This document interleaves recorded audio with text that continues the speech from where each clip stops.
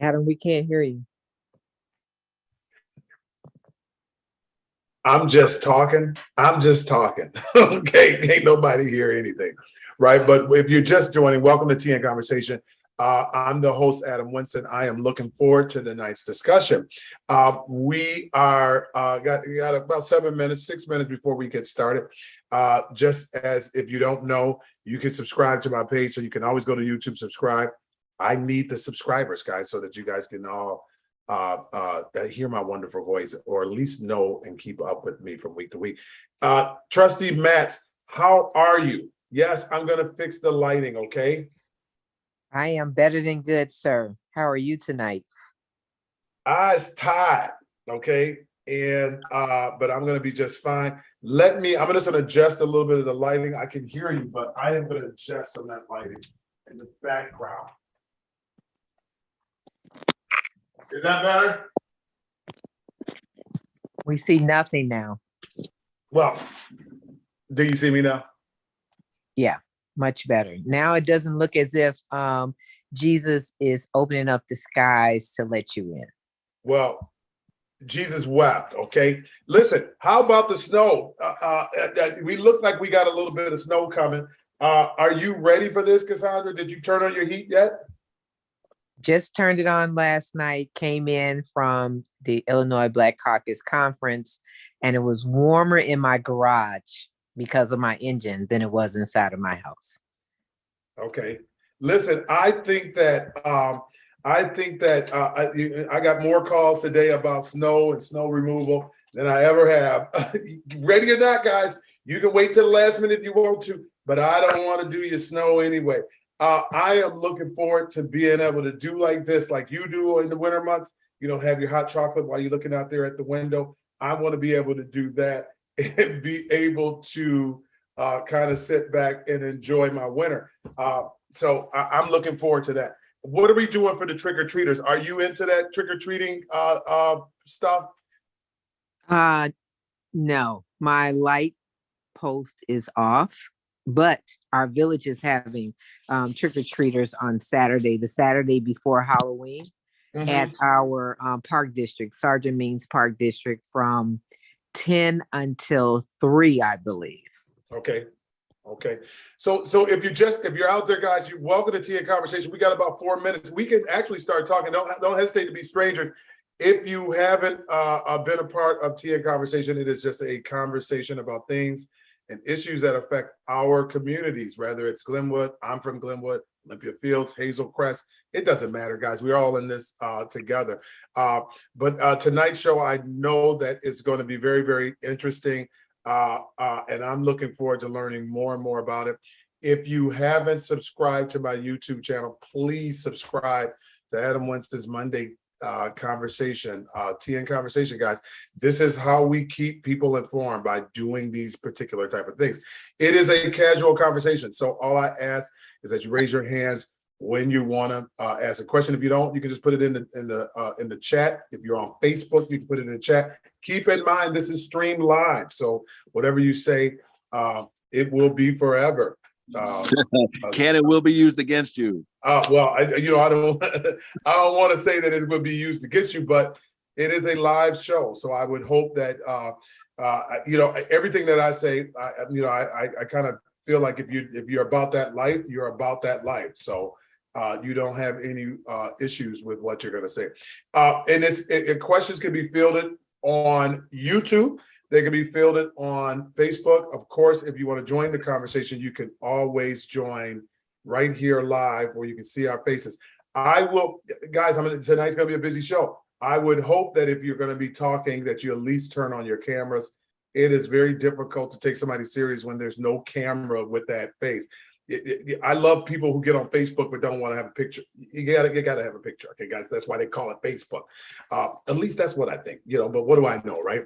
But in any event, it's easier for us to kind of take you serious. And my hope is that we just have a casual conversation with a little tea or ginger ale, whatever you're drinking, and having a little bit of a conversation. So how is everyone else out there in this atmosphere? everybody's ready for the trick-or-treaters, a little trick-or-treat. I found my little pumpkin snatcher, Cassandra. I found out who he is. And I tell you that the guy who's stealing my pumpkins, this little kid, this little pumpkin thief, he's taking my pumpkins and just kicking them down the street. Like, who does that? Only on your block, Dusty. Only on your block.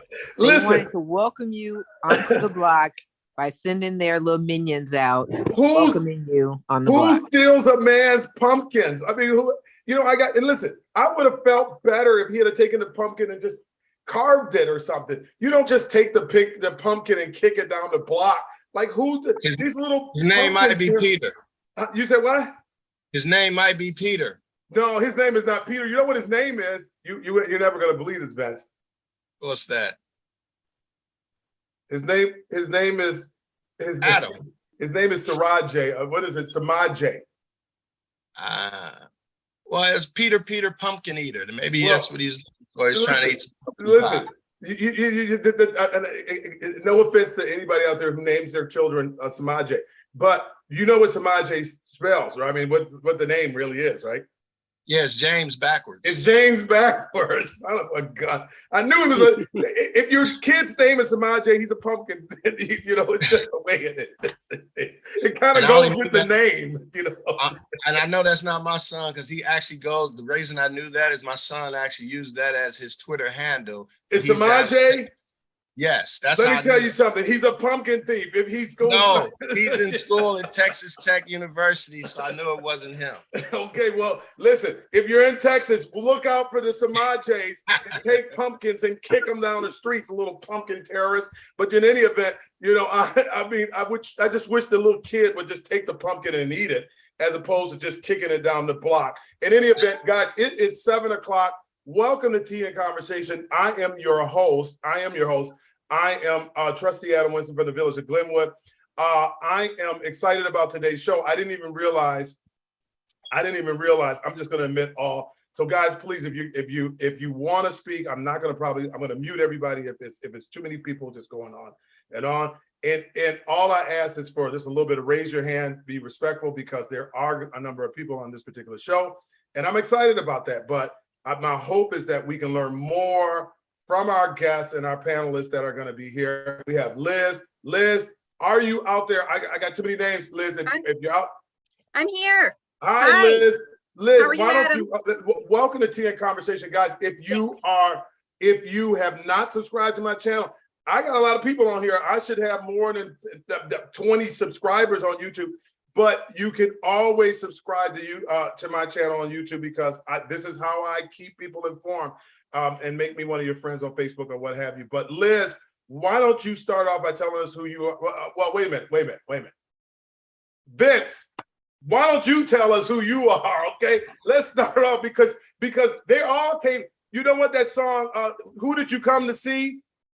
I think Eazy-E made that song. They all came here to see you, Vince. Okay. So, Vince, why don't you tell the public who you are? Liz, we're going to get back to you. But Vince, tell us who you are and why you're here today.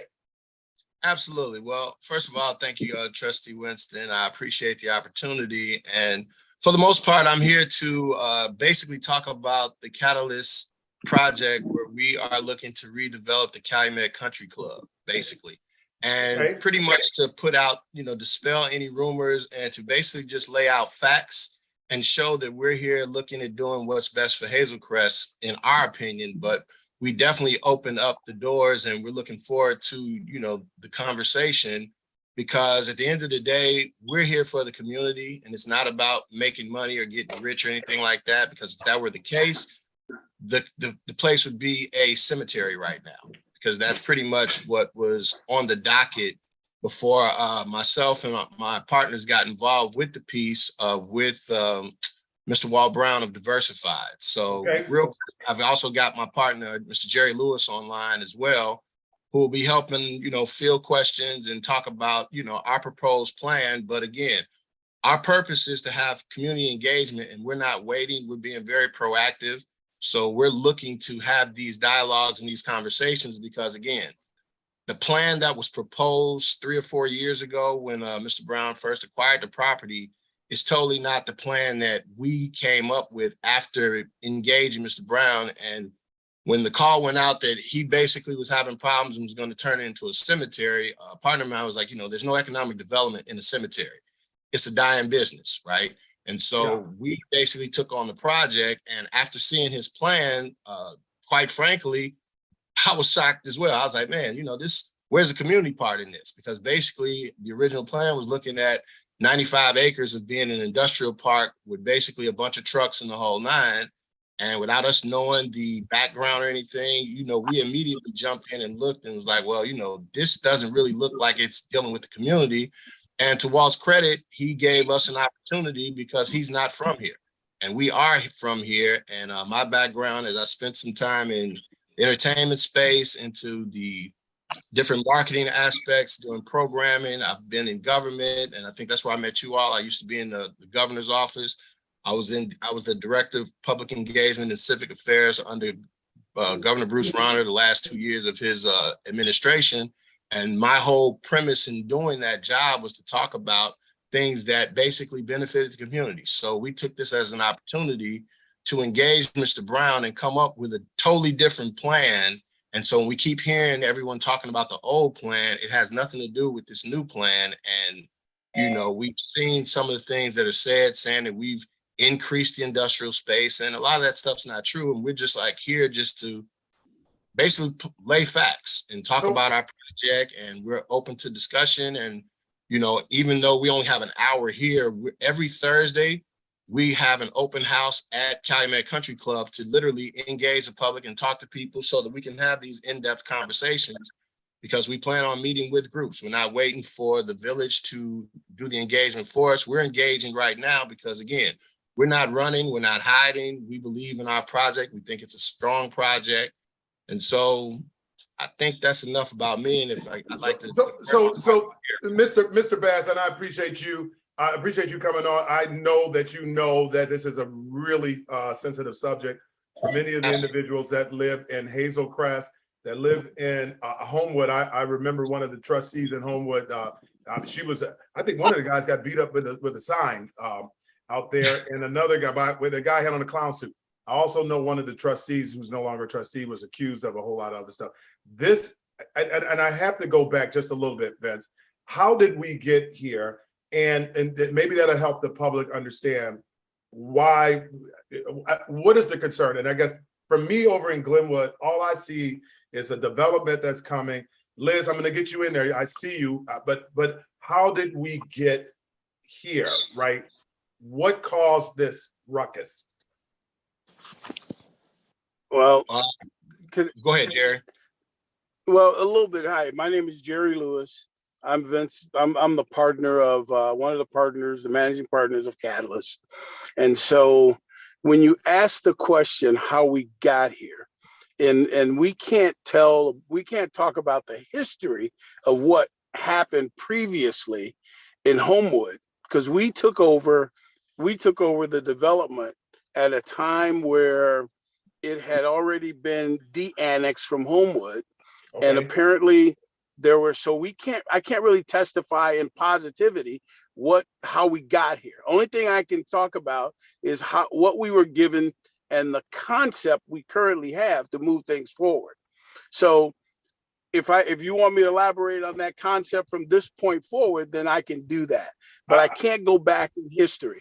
Okay, and that's fair. Liz, what are some of your questions that you may have for our guests? Well, and first, Liz, why don't you introduce yourself? Yeah, so I'm Liz Barmecki. I'm with South Suburbs for Green Space. We're just a community organization. We were founded to try to protect the green space and the community in the Southland against having an industrial development on this site. This site is right next to two residential neighborhoods, both Bremerton Woods in East Hazel Crest and Governor's Park in Homewood. In addition to that, Pottawatomie Hills and Twin Rivers in Hazel Crest is just down the road. And so our goal has always been to prevent an industrial development from being there. So Liz, does it matter if it was another developer? Is it more about just protecting the green space, or is it something about this particular development that's causing concern? But I think when the development includes industrial space, and I didn't do the math on how much more warehousing it has, but John Murphy, who's Hazel Crest's attorney, did. And he said it has 52.2% more warehousing space than the plan that was rejected by Homewood's Planning and Zoning Commission. So that plan was predicted to double truck traffic. So I guess, one of the key concerns that we have is how much more truck traffic will the Southland see if there's industrialization there. And that this plan is going to require industrial zoning. So regardless of who owns the property now, if the property becomes zoned as industrial, there's nothing to stop any future owners of the property from doing anything within the scope of what industrial allows, which is pretty significant. So that's one of our key concerns. In addition to that, John Murphy, again, Hazel Crest's attorney, said that this development is not going to increase property tax revenues for the village of Hazel Crest, nor is it going to provide any property tax relief to homeowners in Hazel Crest. And we know in Cook County, property taxes are high, but we don't need to add on to high property taxes with excess traffic, excess pollution. Roads are already in bad shape here. Nothing in the development plan can maintain the roads around the property. So we have significant concerns about flooding, about pollution, and about road access. So I think that those are some of the main concerns with an industrial development on the site. And though this new plan does have new perimeter uses that could be of interest to the community, behind all of those uses, it's just warehouses. And so I think that our concern is that we do not want warehousing. We don't want industrial development there. Mr. Lewis,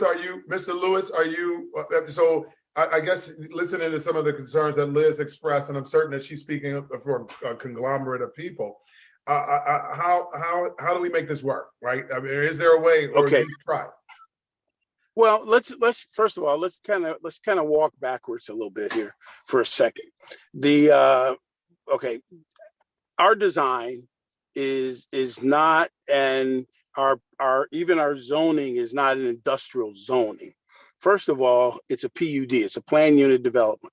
Planned unit development is inclusive of multiple different things. It has a sports venue, it has a clubhouse, it has a hotel, it has condominium, it has retail, it has aquaponics, and then in which surrounds it, but it also has 30 acres of green space and utilization of ponds and water, walk paths, all of those amenities that it takes to do a community. So when we didn't just throw something on the wall and say, hey, let's pacify the community. No, we actually hired an architect who has a doctor's degree in development within the community. So he's an African-American architect who has done his studies over the years and have come up with a design that we feel is inclusive of everyone. I'm a resident of Matson. I've lived in Matson and Country Club Hills for over 35 years in the Southland. I worked in Riverdale. We put the Family Dollar in Riverdale. We put Washington Mutual in Riverdale. We put the CVS in Riverdale. So I was part of that with John Bosca and Gershman and Brown at the time. So it's not like we're new to this, and it's not like we're randomly coming up with something. So our studies, I traveled around the United States, and we've done concepts and built-in concepts like San Jose has town centers, Colorado, Tennessee. I was just in a town center up north where in Waukegan has a town center. So this concept is community friendly. It's kids friendly. It's community friendly. And when you have fountains and water features and things that we also have an indoor water park that we've done, a community center that we're presenting.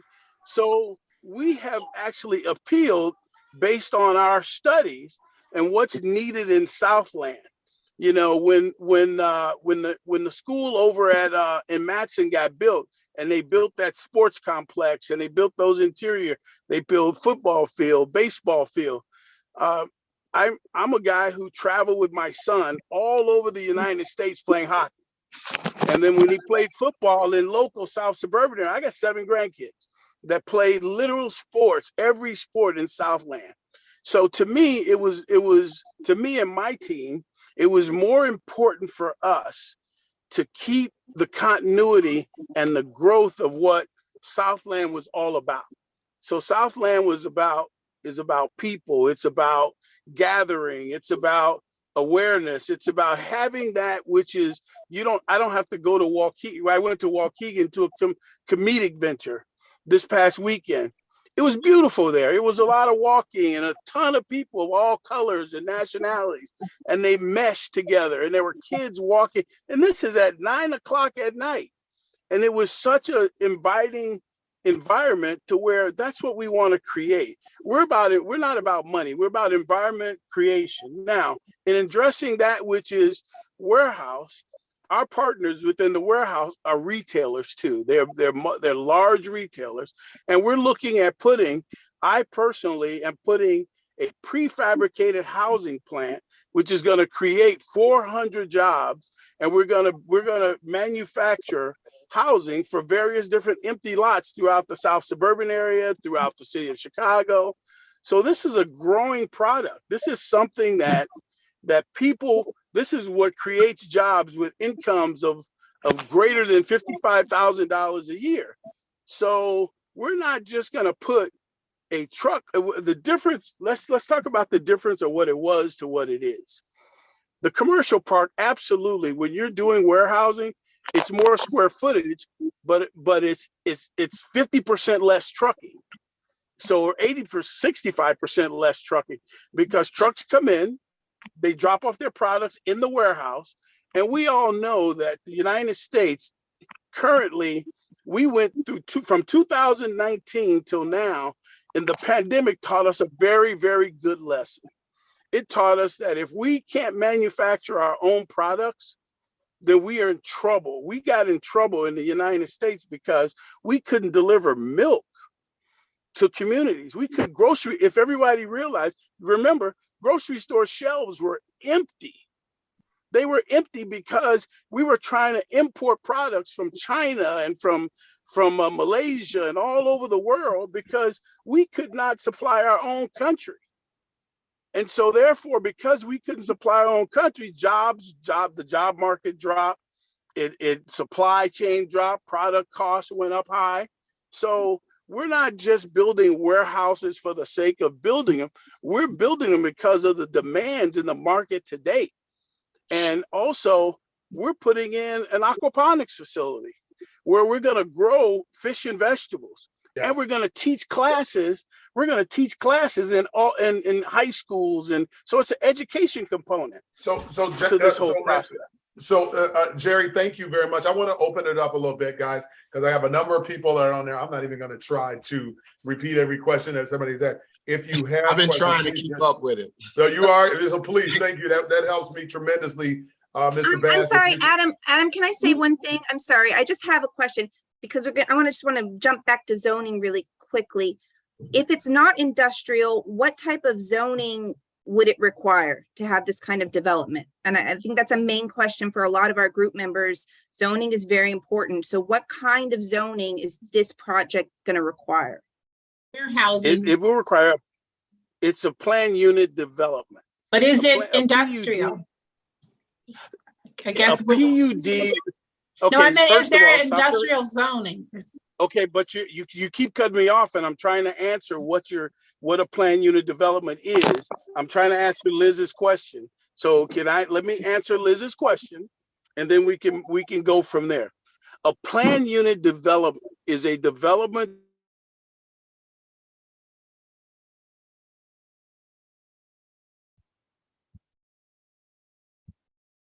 I'm sorry if you're muted. I just muted everyone, so please raise your hand. Mr. Jerry, you're gonna have to. Can you unmute yourself, Jerry?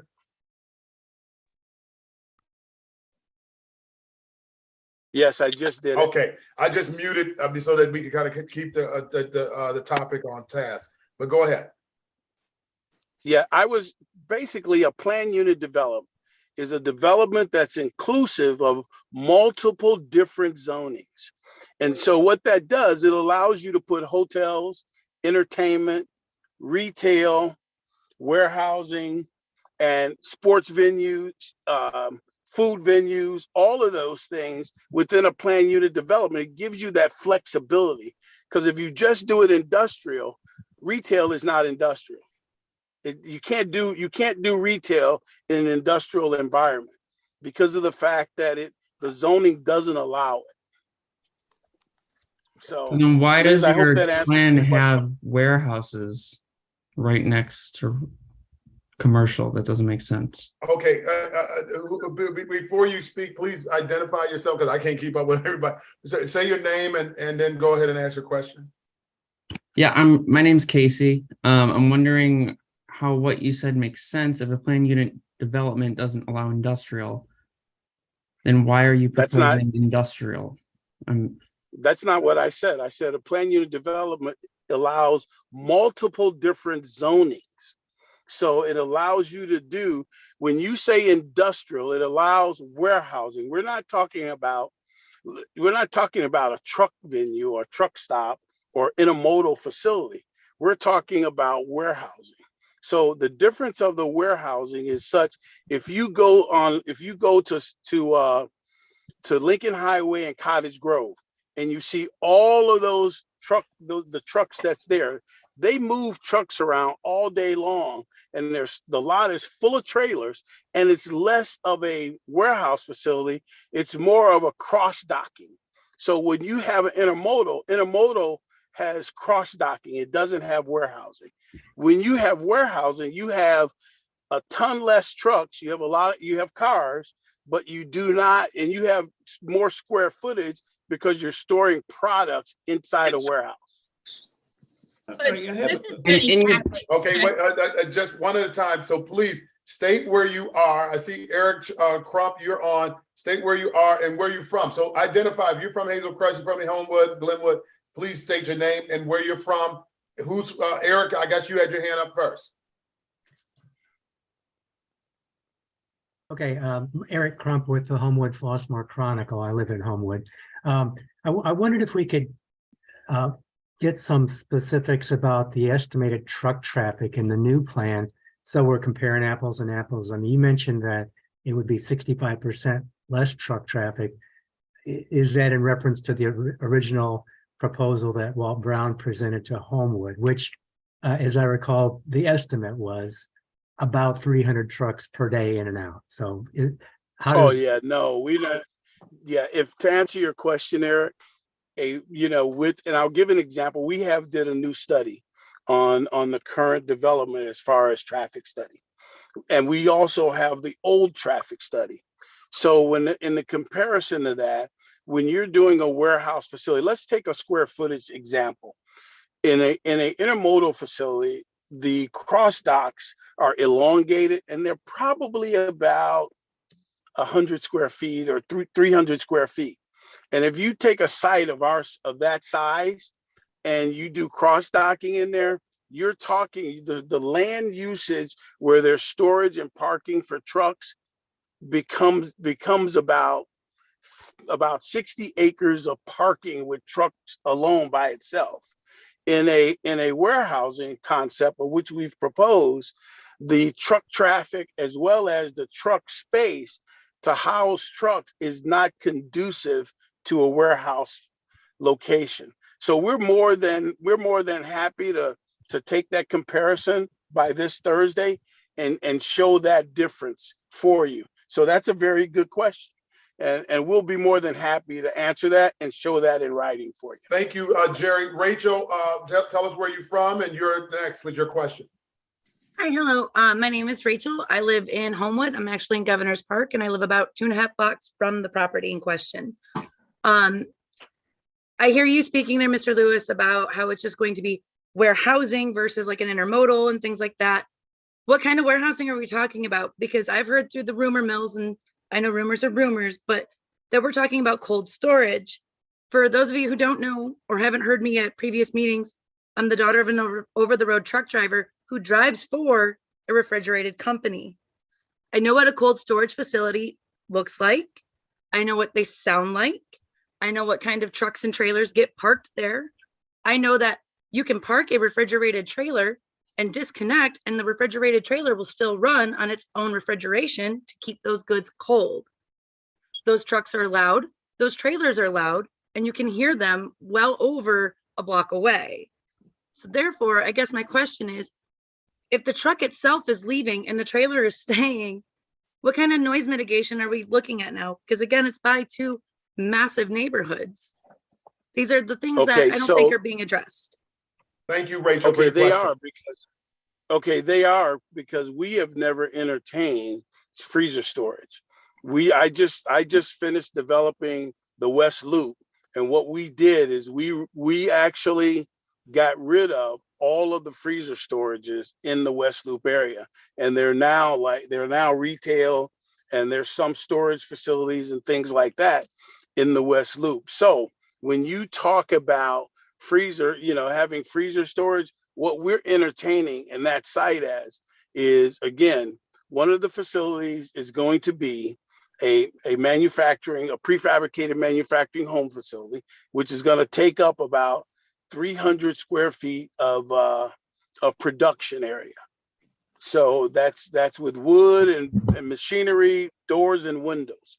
One of the buildings is proposed in that considered to be warehousing area. One of the buildings is considered to be a community center, an indoor sports facility where they're going to have basketball and things of this nature. The other facility is going to be a pet hotel in that warehousing area where people can bring in their pets. They stay as long as they want, and they're able to house. So our commercial warehousing partner is more so on the retail side than they are on the storage side. We have never yet, the idea was told to us, but our industrial guys have not accepted the fact that we want to do cold storage on the site. That has not been defined, but the defined areas that I just gave you are those which are a tremendous amount of less trucking and has nothing to do. And I own trucks. I own trucks myself. I own an excavation company. So we do a tremendous amount of trucking. I probably haul over 300 loads of debris a day back and forth. And guys, always remember that the new trucking laws and the new emission laws and things of that nature are different today than they were back then. So it is totally different in emissions. Okay, and we got a number of questions, so I'm gonna kind of push this along. Penny, we're gonna go to you, then Casey, and then we'll go to our next one in line. So Penny, you're first, then Casey. Unmute yourself, Penny. Hi, can you guys hear me? I can. I'm Penny Catlett. Yes. I live in Hazel Crest on 175th. I'm probably 6 blocks from the current site of the current country club. And I'm not quite understanding if we do have warehousing, and I don't need the explanation, it's more the question. There has to be trucks that service that. They're bringing stuff, they're dropping things off. And I think to my point, and where most of our residents are concerned, is the country club, which is soon to be this unit planned piece, sits adjacent to where commuters ride the IC train at the Calumet station and the Hazel Crest station. It's also the crossroads to get residents from the west side of it to the east side, which is hosted in the main thoroughfare of shopping. So that 175th and Governor's Highway and Dixie Highway is the intersection and the crossroad to commuters getting downtown, folks getting across to the shopping areas, and any amount of increase there with even the planned unit is seeming to be a bit of a bottleneck, maybe poor planning from the standpoint of usability, and that's all feeder neighborhoods that's west of that area. Yes, thank you very much. Okay, so Go ahead. So can I answer that a little bit if you don't mind? Just a little bit. Try to keep it brief because I got a lot of people got more questions. Maybe we should just take some questions. You've kind of spoken a while. If you could just get all the points. There was one point that I did make. You talked about traffic on streets, and I think Liz made the same comment. I would just like to say, if you don't mind, that any development requires infrastructure that has to be redevelopment outside of the site, which is widening of roads, which is stoplights, which is thicker roads, it's asphalt, it's curbs, it's gutters, it's walks. So all of that has to be rejuvenated, calculated, and based on the basic usage of those roads. So I just wanted to say that real quick. Casey, you're up next. Go ahead with your question. Let us know where you're from. Yeah, can Gary go? Actually, I'm pretty sure he had his hand up for me. Okay. Thank you, Casey. My name is Gary Dingle. I'm the president of the Chicago Far South Suburban branch of the NAACP. And one of the things I keep listening, you keep talking about trucking, this and trucking that. All those amenities you talked about, you think they're going to be viable? You think they're going to be self-sufficient? Do you think that we can get rid of the trucking and just build those facilities? Is that a possibility? You're saying get rid of the internal warehousing and only do retail? Yes. You know, what makes a community, and this is the establishment of community, what makes a community is a multi-use area. So to totally exclude warehousing, which is the largest and the greater need, those retailers around that warehousing it's a quick fill on, we're going to have a grocery store. So if we got grocery store products that are being warehoused by various different manufacturers, they don't have to travel far. They can supply, their supply and demand actually increases the viability of retail sales rather than being so far away. So well, it's our concept. Mr. Lewis, I know you've been talking quite a bit. So one thing I want to mention is that there are empty warehouses around here already, tons of them right now.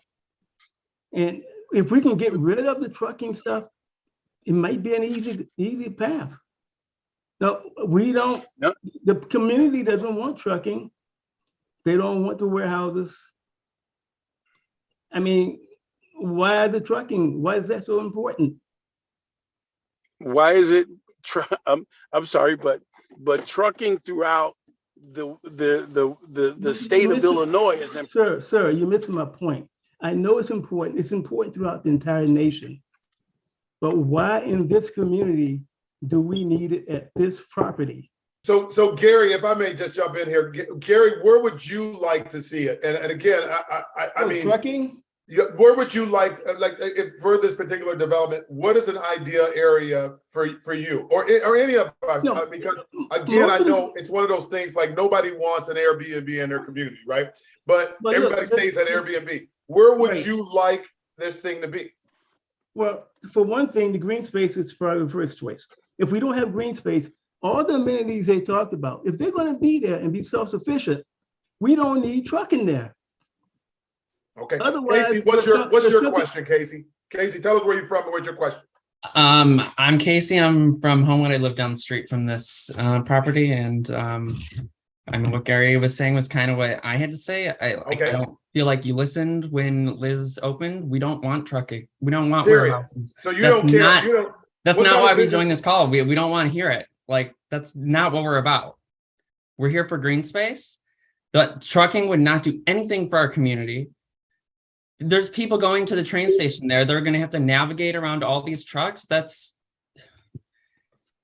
people crossing the street there. Like, what are you thinking? You're not thinking of us. Can I go You're back? Not from here. Don't say you are. Can I go back to what Eric? I am from here. I was here before you. I live in South. I've been in South Suburban for over 35 years. So when you say I'm not here, I've been there all my life. I raised my kids and my grandkids there. So don't say I'm not from there. Thank you very much. Let's dial back just a little bit. Tiffany, where are you from? And you have your hand up. I'll be right with you, David. Hi, I live in Homewood. I lived in the Southland my whole life as well. I'm raising my family here now, and I don't want that here. I don't see why we need a warehouse, trucking hub, whatever, anything in that industrial arena does not need to be in the same space as a green space, as a water park, as a aquaponics, or any type of what do you call it? Walking space, stores. I just feel that that needs to be in its own space.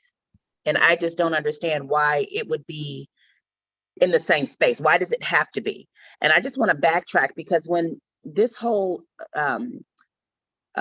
proposal came to be, when it was first discussed to be brought to Homewood, and that we shot it down, they said that all of that extra stuff was not even feasible for our demographics. So now, why is it all of a sudden it's going to be great? But the retail, the sports center, what changed to now where that is a great thing now? What did change? Vince or Jerry, what changed? What makes this now the ideal situation? There has been a lot of community outrage about this particular project. I've heard it through the years of what changed now? Basically it's a town center development. It's what changed is that it's hotel, it's retail, it's all of those accliments that make it community needed. Every community, we lived in a food desert in the Southland for so many years, and you're telling me that bringing a grocery store and creating over 3,000 jobs is something that's not needed? Well, so you already have a grocery store on the hook? My question is when it was first proposed by Walt Brown, and I know you're not Walt Brown, but when it was first proposed, he said that wasn't the industry for our demographics, that wasn't going to be, it wasn't a selling point, it wasn't going to bring money in. So I'm trying to find out why. Hold on one second. What's changed? Okay, can I answer that? Because yes, I was a part of the West Loop when it was Prostitute Row, when it was thugs and gangs and everything else. You talking about West Loop, or you talking about Homewood? Okay, but can I hold on. One at a time. Can I finish? I was part of that gentrification, is what I'm saying. I was part of assisting in the gentrification in the South suburbs and bringing retail there. So when you say why retail now, the point is that everybody has told the Black community that they give us strip malls. So why are we letting them build strip malls in our community, but we can't build a town center concept, which is an economic engine all over the United States, and it's something that's wanted, and it's an integration that helps the community. Not one that economic levels make up a community.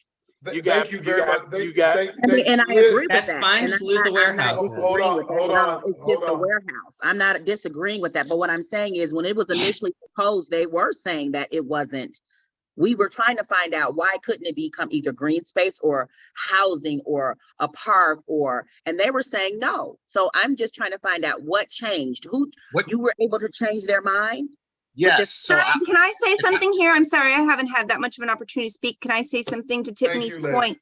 Thanks, Adam. I just want to say what Tiffany is saying is that in 2019, the owner of the property, who still owns the property, who lives in Scottsdale, Arizona, said the demographic makeup of a community and its surroundings are what dictate a market.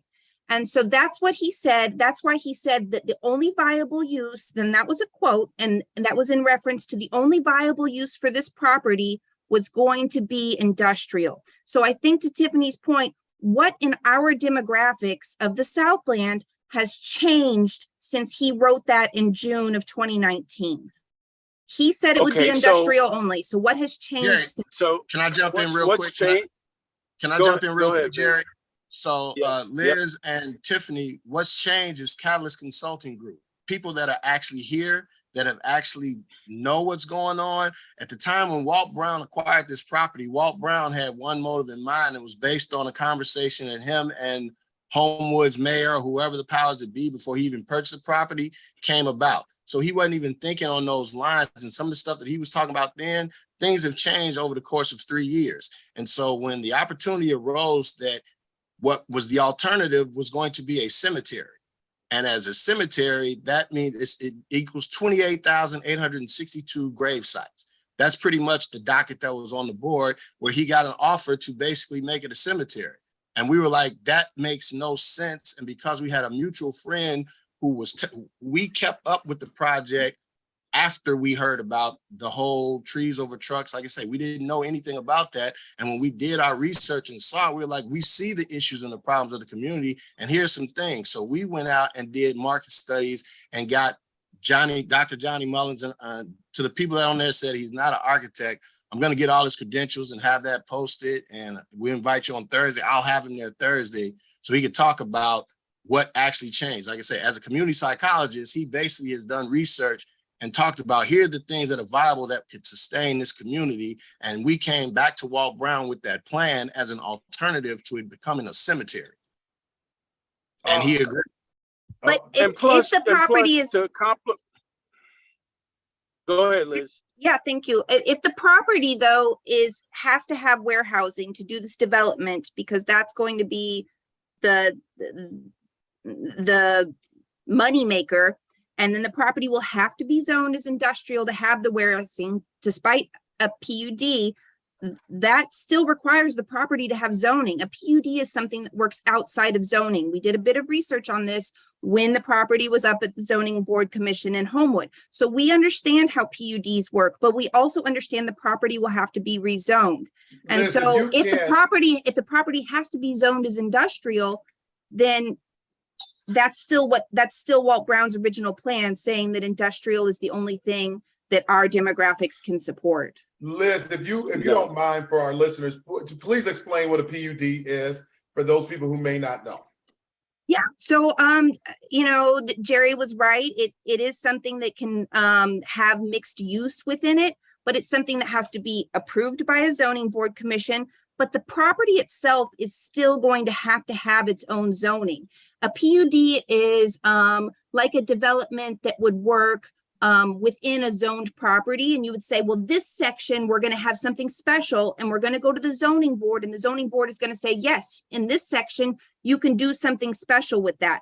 But the overall property, the 127 acres that we're talking about, still has to be zoned as something. Right now, there's 13 acres that are in Hazelcrest. Those are zoned as retail. The other acreage is in unincorporated Cook County, and it's zoned as open space. We know in order to develop the property into anything, including having a PUD, it's going to have to be rezoned away from open space. So it still has to have zoning. And why is this important, Liz? Why is that important? Yeah, so it's important because our concern, the community's concern, is once a property is zoned as something, the rails can come off. It doesn't matter what agreements have happened. It doesn't matter that this is, a plan that we find half acceptable, that we like, that there's a trail, that, that there's good things in it. None of that matters, because once the property is rezoned, any owner, any future owner can build anything that zoning allows. So if that zoning allows rock crushing, if that zoning allows 24/7 truck facilities, it's acceptable. That's acceptable. So once the property is rezoned, can I comment to that? Yeah, that please, is Jerry. Absolutely, Please. That is absolutely not true. 100% not true. So when you do a plan unit development, there's multiple zonings within the plan unit development. You cannot change those, and you cannot just throw in anything you want in that plan unit development. You cannot do it. You have to, whatever the zoning criteria that's been set up front will not change. It can't change. It is what the owners, whoever put the law and wrote the bylaws for the plan unit development, has to approve any change that goes on. And that's the bill. And no one will do that. No one's going to change those original actually planned development areas.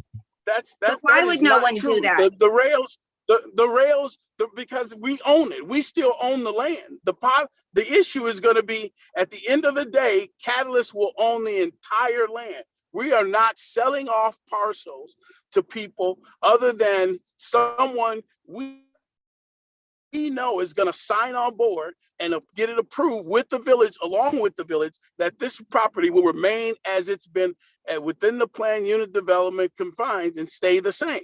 It's not going to happen. David, I'm I just a see little you shaking. confused because I thought Diversified Partners owned this property and that you were working with Diversified Partners on this development plan. So I was not under the impression that Catalyst Consulting owned the property. We are the majority. We are the majority developer at this point. When we get going, when this project starts, we will be the majority owner of this site. So we are right. not, that's after you get the zoning, right? That's your ownership stake in this is a requirement. You have to have the zoning and the entitlements and the TIF that this project is going to entail before Walt Brown is going to give you any portion of this property. Is that not correct? Walt Brown doesn't have to give me anything. We already have an agreement. Walt Brown doesn't have to give us a thing. But we have control of the land. We have control. I don't understand that, but okay. I got to go back to the audience. Penny, I see you have your hand up, and David, I saw you in the background. You were really animated back there, so I'd love to know what your thoughts are about what you just heard. But Miss Penny, your hand is still up. What did you have to say? Oh, Penny, you're muted. I think from just a different perspective of the environmental piece, there are concerns that the green space does a lot, and we are in a state of trying to be good citizens of the air, the water, and the pollution. So when we say we're moving from an open space zone to any of the other projects, we do have to consider the ramifications of cementing, taking down the trees, which absorbs a lot of the CO2. That property, as well as the city of Hazel Crest and some of the west, already borders 57. That's got a big industrial parkway, 80 and 294. So that's two sides of it. When we then take away all of the trees that absorbs that CO2, that buffers us from 80 and 294. While it's deemed open space, we have those protections. That's permeable soil where rainwater comes in sumps. When you begin to pave that over into concrete, the runoff, the water, the sewage, all of those become concerns for the residents, areas for flooding or exposure to toxic fuel spills, anything from the highway. So there is just a stewardship of environmental protection. Along with that is property values. You would begin to block in neighborhoods surrounded by industrial, warehousing, things that are not permeable.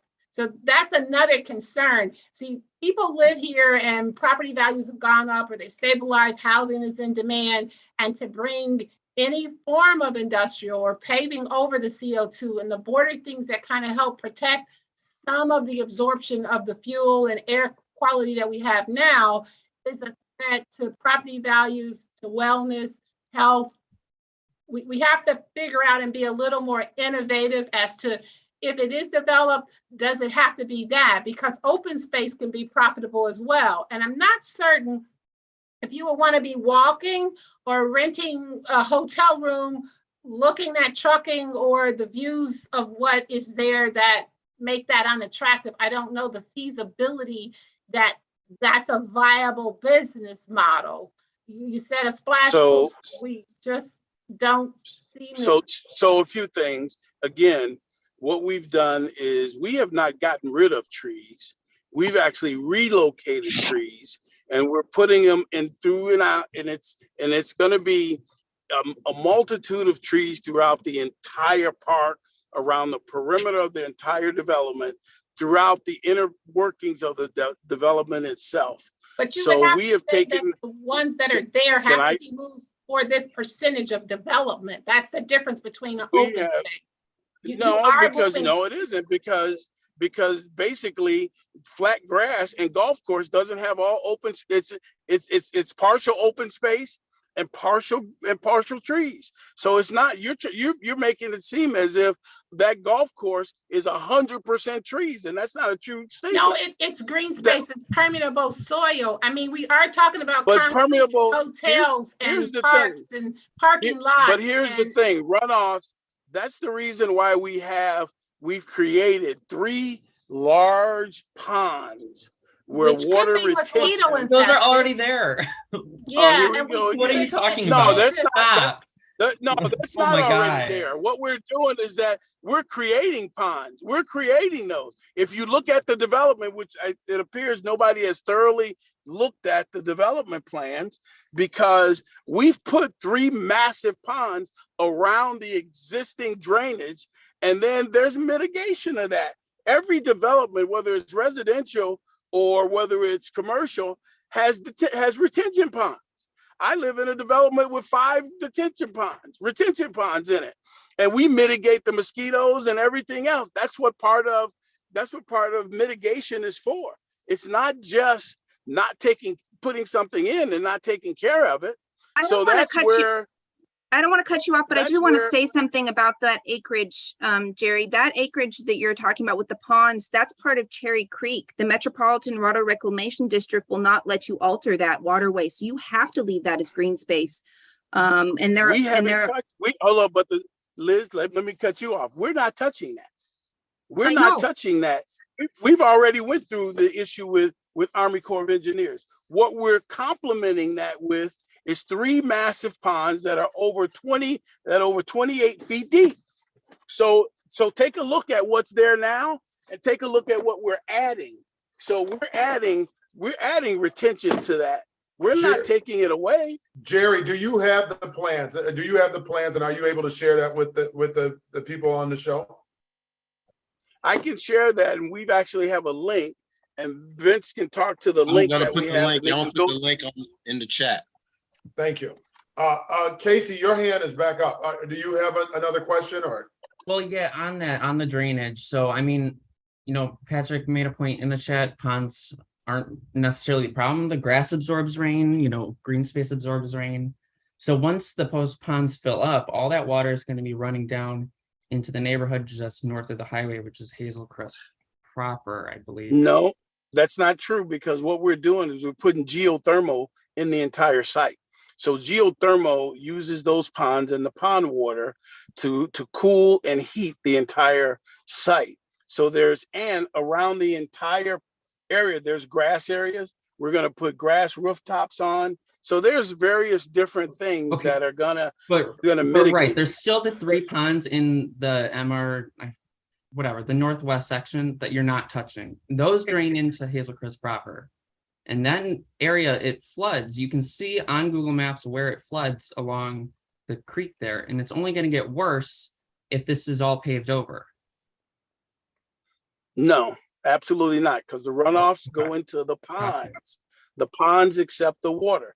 The water is being used by geothermal to reduce the amount of. I'm not talking about your ponds. I'm not talking about your ponds.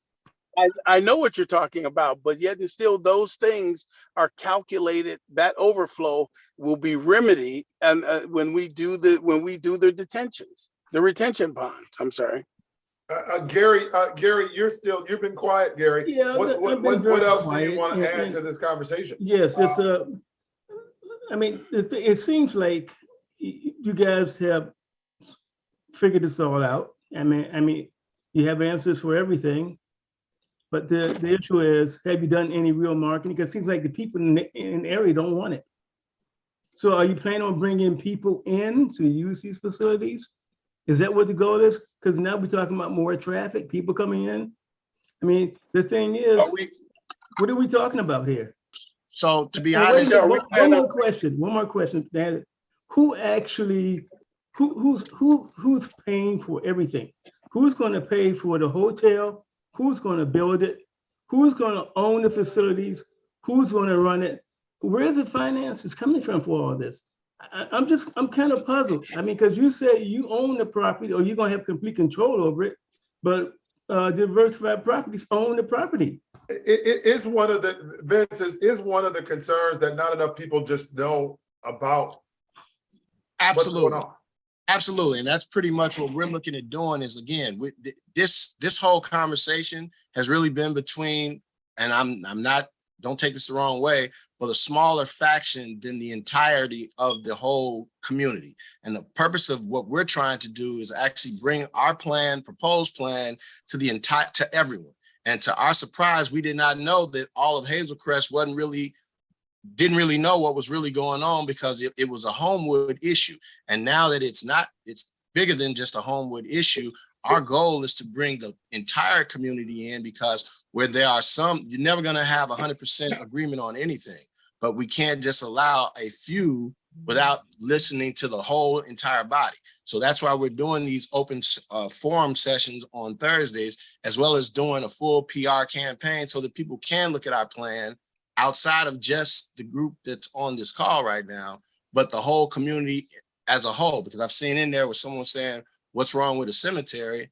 I mean, having a cemetery there, again, there's no economic development in that. There are no jobs in that for a cemetery. But there's no trucks. I mean, I think that's the point of a cemetery. I know that there's some people in our group, in our community, that think a cemetery wouldn't be that bad because it's not adding any road traffic. It's not adding any pollution. It's not adding really anything. It's of course, it's not ideal. I love trees, but it isn't, but it isn't adding any trucks. And so your plan adds trucks, and a cemetery would not. Also adds jobs though, Liz. We But add with jobs, 3,000 who's asking jobs. for jobs? Who's asking People for that don't jobs? have them. The world. Okay. In this community. There's I'm a asking for labor jobs. shortage Hold on, right hold now. on, one at a Because time. economic development is key to us stop getting shot up. In this company, in this community, I'm sorry, who's asking for Jen, jobs can you in the repeat, community? who's Jenny asking for Winston, jobs in this community, in this area? hold on Yeah, one second, guys, hold on one second. Jen, you made a comment about economic development. What was your comment?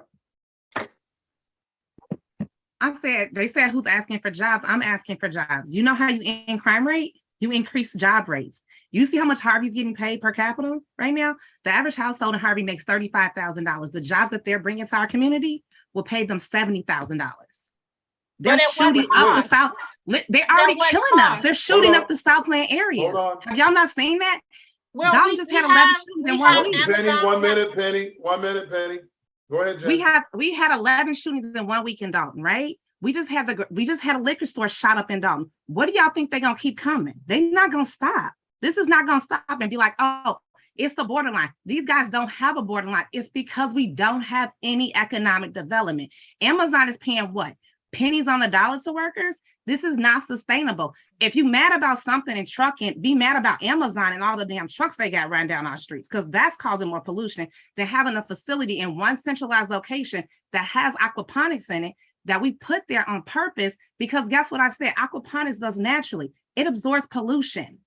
And that's why we did that, because I was like, it absorbs the pollution in the area. So yeah, it might be a little bit more pollution, but guess what? It's gonna get absorbed. So we need to come together and figure this out, because guess what? I have a son. I don't want him to get shot because we fighting over crazy stuff. This don't make no sense. Thank you, Jen. Penny, what was your rebuttal? Don't even make sense. Penny, unmute yourself. We do have more grocery stores already. We do have jobs being offered, and the creativity of the innovation minus trucking is what I think we're after. Green space is open space, but we don't have to go to trucking to rely on jobs. You're not going to trucking, you're going to warehousing. Well, warehouses is what? They're serviced by truckers that bring it in and out, and it creates all these other negatives. There's a balance of innovation that's just not here. Everybody's stuck on trucking and trucking and trucking. How about the other things that go around it is contradiction to trucking. One at a time, guys. One at a time. I thought I was rebuttaling. I'm a little confused. The trucking creates, is people staying in a hotel with trucking around it? Are they walking across the trucking and the masses of trucks? There is, if you take Harlem Avenue and you take the mall there's trucks go up and down past that hotel, past the highway all day long. It's the most traveled highway. And a hotel that's it's the coming, most traveled highway. It's the most traveled highway in the Southland area. The purpose of But we don't want more travel and traffic. We're trying to get to work and see about our kids and our roads.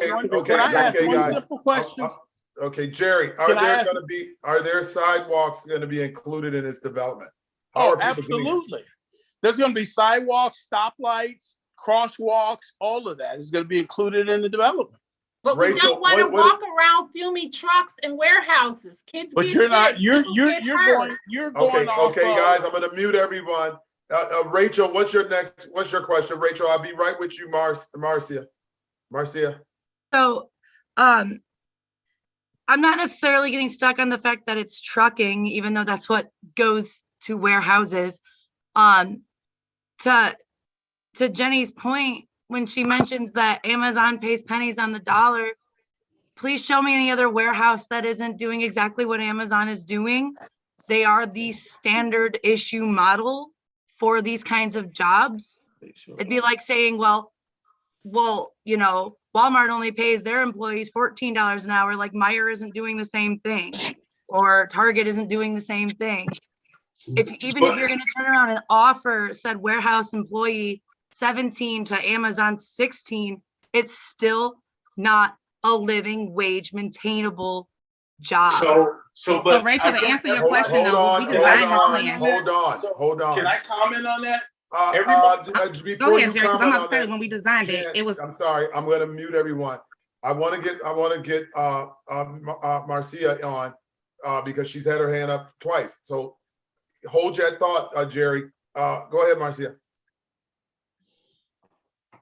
You're on mute. Unmute yourself. Marcia, you're muted.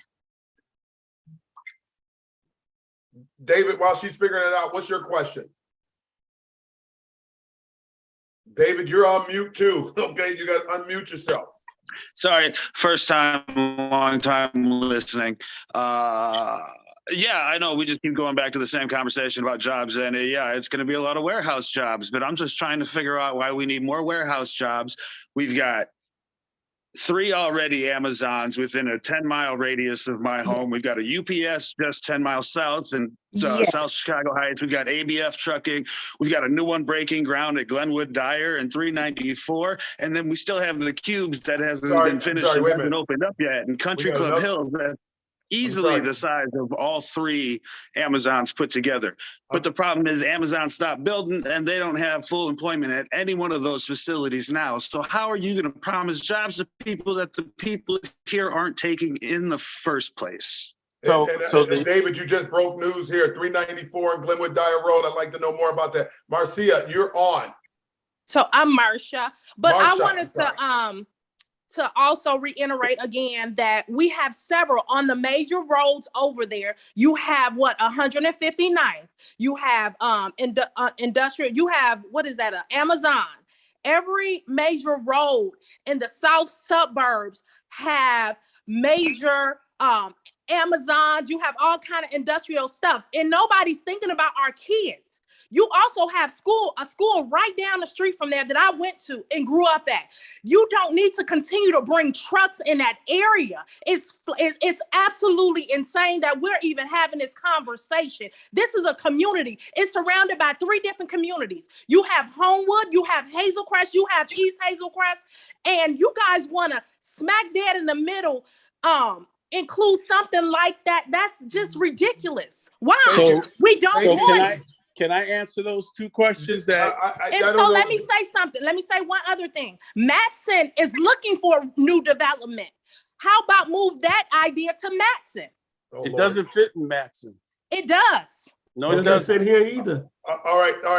Thank you. Maybe you remove Jerry, the warehouses in Matson. Maybe there will be room. Excuse me. If you're just joining it, thank you for joining Tea and Conversation. This is Adam Winston. I'm your host. Don't forget to join the page. Jerry, YouTube, go to YouTube and subscribe. Jerry, one question I do have to ask is, I agree. I mean, it is a parking lot already on 80. What are your concerns with that? I mean, every day I drive down 80, it is a parking lot. I don't even know what's going on. What's going to make it different? I mean, how are you going to handle that extra traffic? Okay, so let me comment about the entire site. The entire site is not going to generate more traffic than the casino. The casino is going to generate 24 hours every day of the week for 7 days out of the week. And it's right up the street. We don't need any more. Can I finish? Wait a minute. We didn't ask you to compare it. We asked you about Can I the state finish? you're talking about. Can I finish? I didn't cut anybody off. I respectfully gave you. Go ahead, Jerry. Jerry, You're live. Go ahead. So therefore, that has a tremendous amount of traffic. Our site is going to have parking for cars and things of that nature, but it's not going to have the amount. Everybody keeps emphasizing the amount of trucks, and we have thought about the kids. And Jerry, that's why, is there going to be idling overnight? No, absolutely not. Eddie Rogers, tell us where you're from and go ahead with your questions. Yes, I'm from Hazel Crest, and I really didn't have a question. It's more of a statement because I've listened to these arguments today and on Saturday, all coming from one side of this issue. We are concerned about being able to access the expressway off 175th Street. That's an important issue. But another issue is that the village of Hazel Crest hasn't made any decisions about this development, and it's almost like something has already happened. I read the letter from the Attorney Murphy representing the village of Hazel Crest, and he raised several issues that are very important, and I'm sure most of these folks have read it. Nothing has happened yet. So I think everybody needs to calm down and have more of a conversation rather than alleging that the world is coming to an end, and it's going to be the elected officials at the village of Hazel Crest that determine what happens in the end anyway, and the residents of Hazel Crest. We haven't been engaged in this. Thank you very much for your question, Mr. Rogers. Vince or Jerry, have you guys or are you guys intending on receiving any tip money or Class 8? Yeah, we're applying. We are applying for tips. Correct. Do you have any commitment from the village? No, we have no commitment. Like the gentleman just said, the village of Hazel Crest has not committed to any. So you're going to start the development of a Class 8. You're going to start this development without a commitment for a Class 8. I'm sorry. You're going to start this development even without any commitment of obtaining a Class 8 or TIF money? No, we won't start this development unless we're getting TIF or Class 8 or new market tax credits or any of those accolades that everybody in Illinois needs to do a development. So the reason why I asked you that is because if that's predicated on it, to Eddie Rogers' point, then that means you do have the commitment from the village, right? Because no, we don't. We do not, guys. Let's get this straight. We absolutely do not have a commitment from the village. We are working. We will do a public presentation. We are working on information to provide.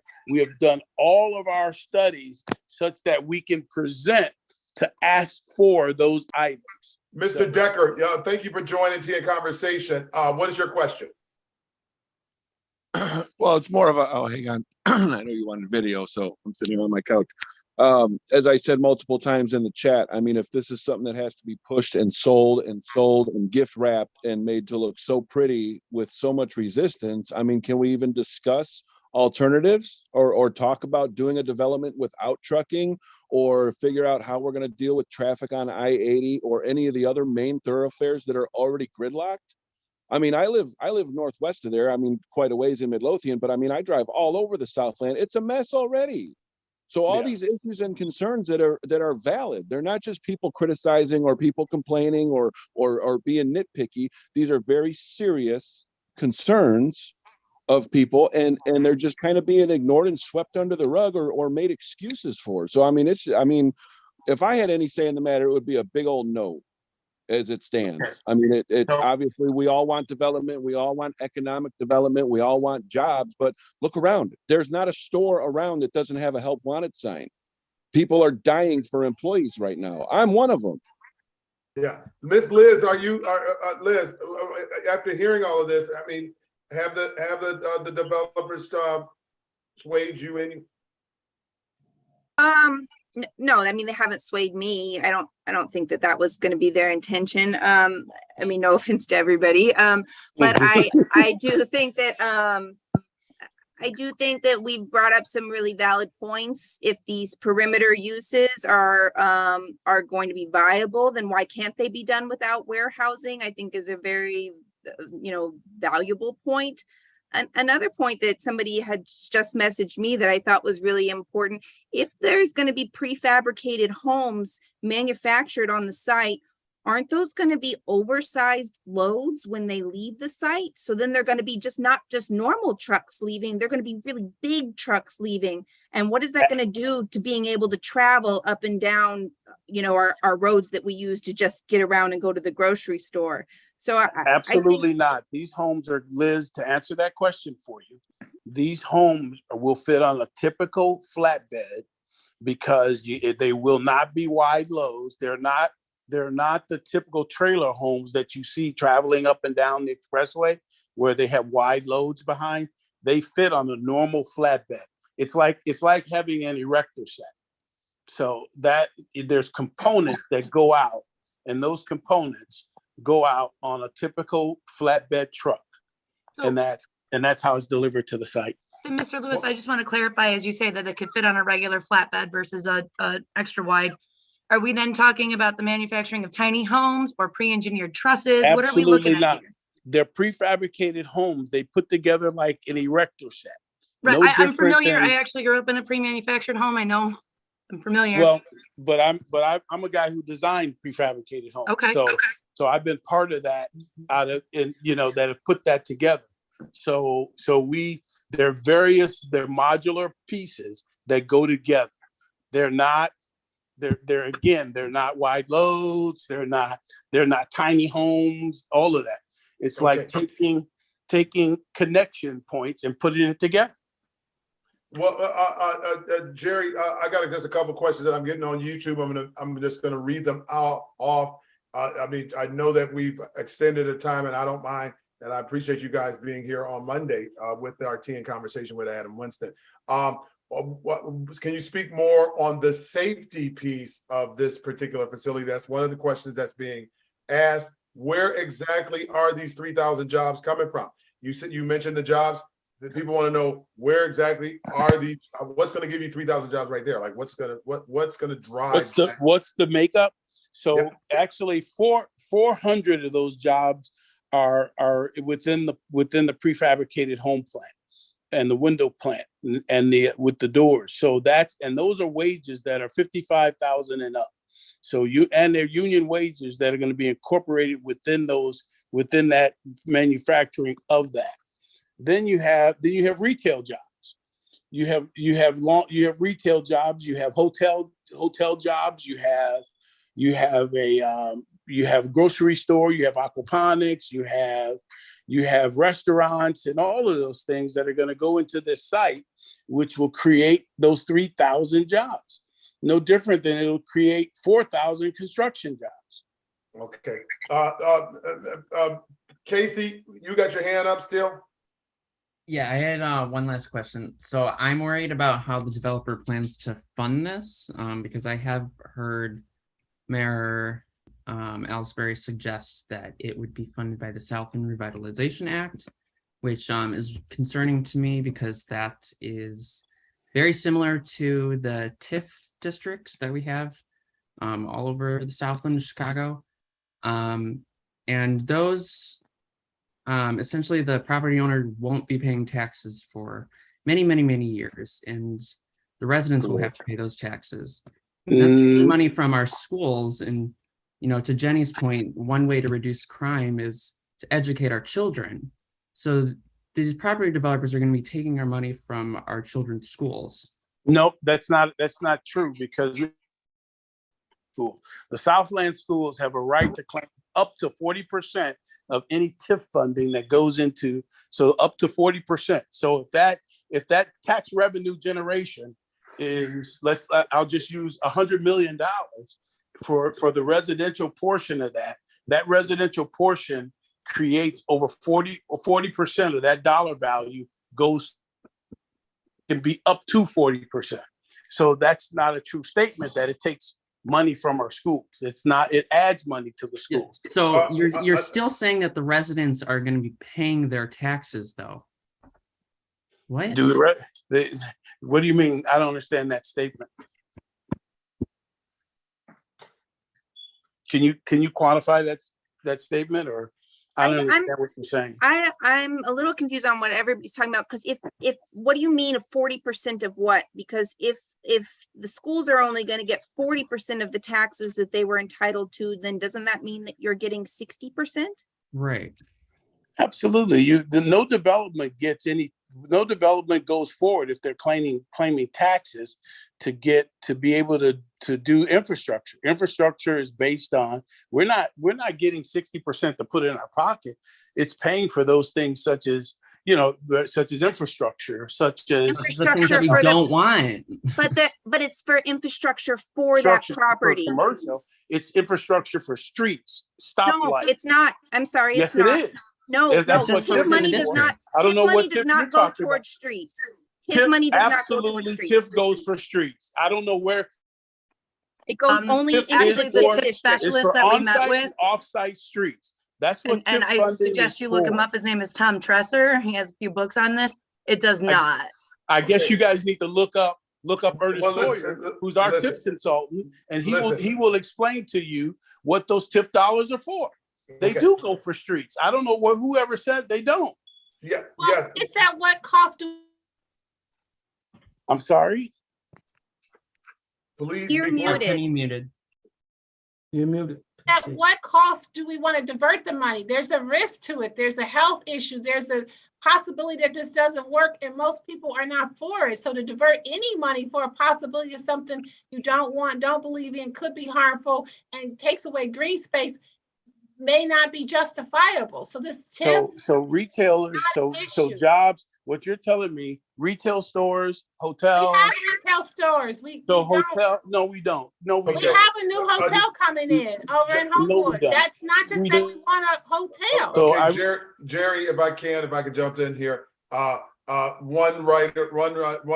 listener says that all the stores around that area are closed now. What's going to make this any different?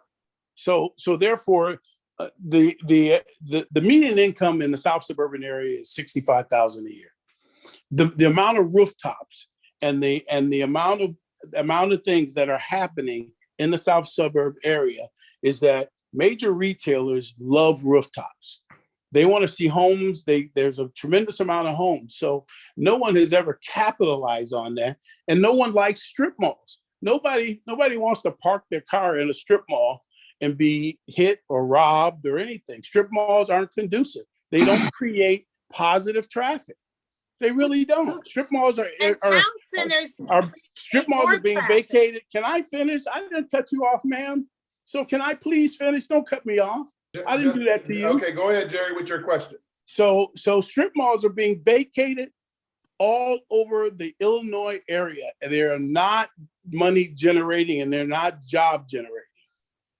Eddie Rogers, your hand is back up. Go ahead with your question. The only thing I wanted to say with respect to the use of TIF dollars, I think that Hazel Crest's attorney recommended that not more than 75% of the TIF dollars be used for the development.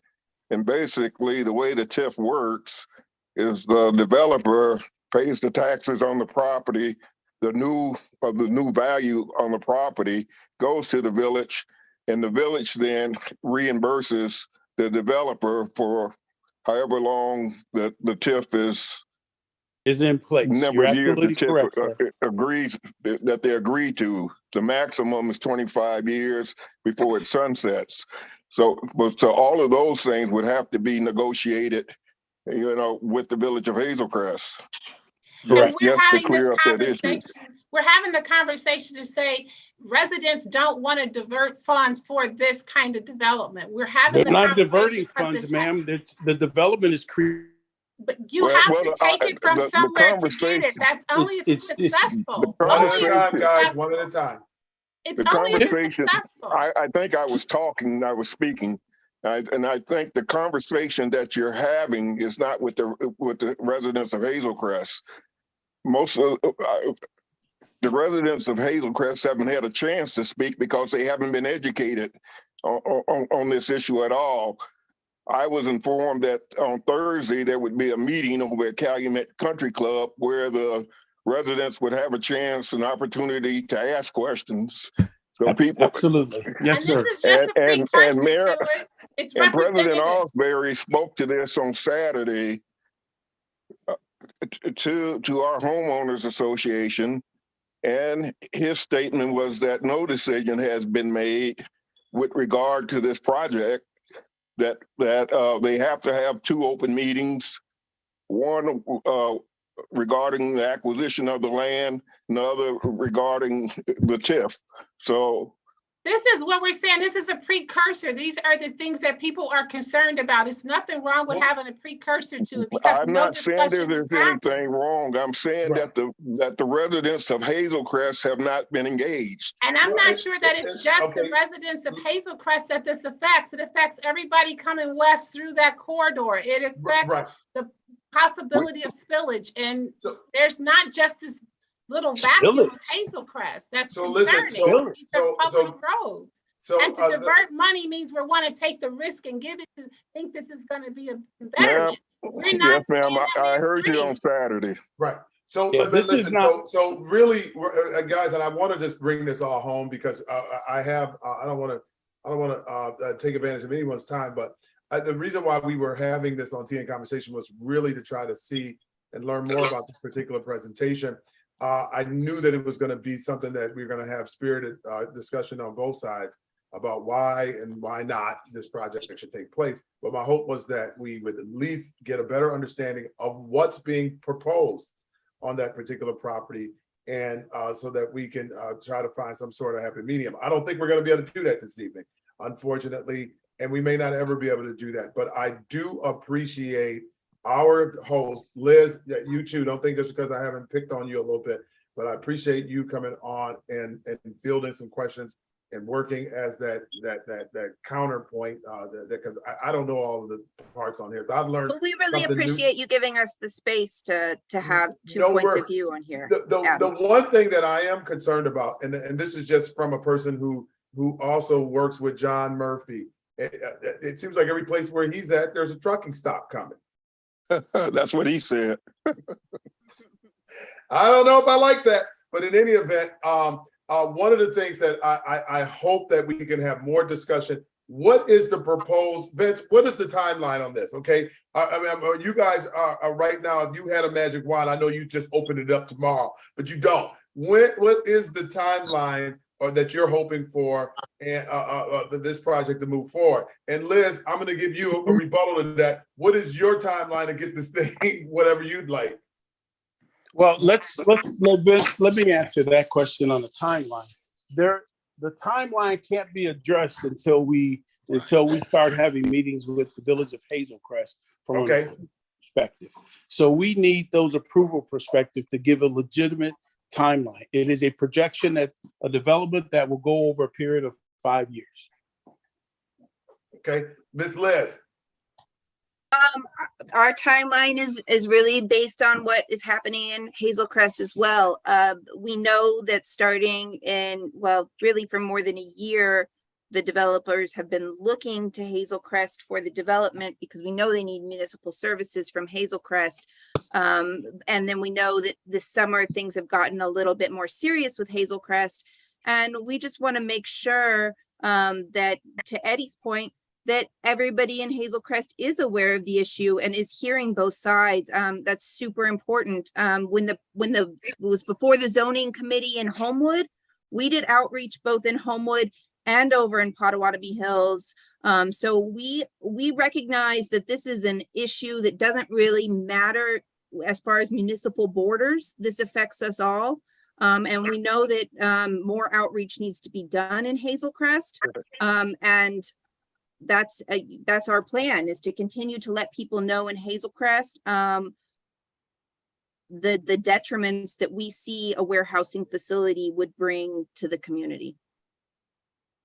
And if I can just speak real quick. So as part of our outreach plan is basically, you know, we've been told, you know, hey, you know, you got to watch out who you engage. And it's like, no, we have nothing to hide. We're not afraid of anyone. That is why we're being open and outright and starting this dialogue and this conversation of public engagement so that the entire community can know facts. And again, everyone has their own facts. And our thing is put the facts out to the entirety versus just to small segmented groups. So it's like every chance we get a chance to engage people, we're going to do that. And we've tried to engage on several occasions. We've sent out letters to Ms. Renacki and their group because we want to have these conversations. But now that we're at a critical point, we're like, okay, now we're not waiting. Let's engage the public right now, because the more the public knows and they're getting educated, to Mr. Rogers' point, that's our main goal, is educating people and backing up